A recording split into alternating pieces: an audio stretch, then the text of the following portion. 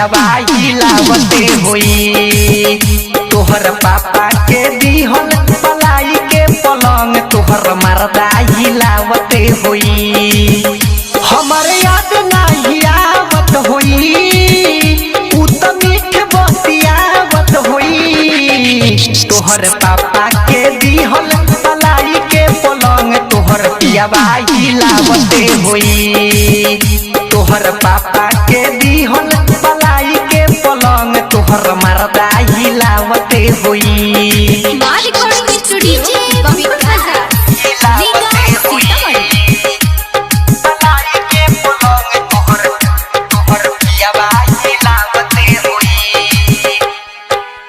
भूल गईलू सारा प्यार कुआर के चल गईलू तीर दिलवा पर मार के मजलत बारू गोरी खूब ससुरार के जब से भइलू तू अपना भातार के।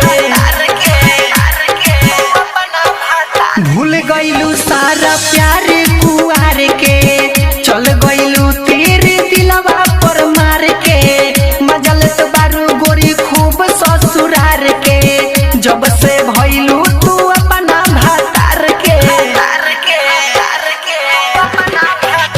आधी रात में जगावत होई बिल्ली में कीली लगावत होई। तोहर पापा के दिहल पलाई के पलंग तोहर पियावा हिलावते होई।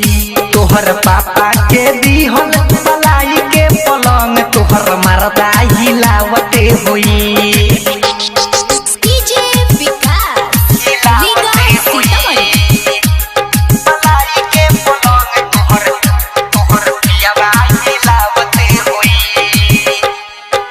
राइटर अबिया के याद ना कइलू देवानंद हाथी से शादी रचैलू जवानी के छानी पर हमके चढ़ैलू ससुरा में जाके भातार वाला भइलू।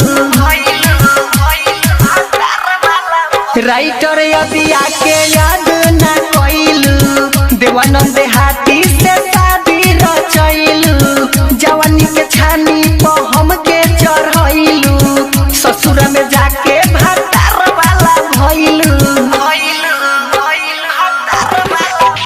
रोज बत्ती भुतावत होई उ त संगे सुतावत होई।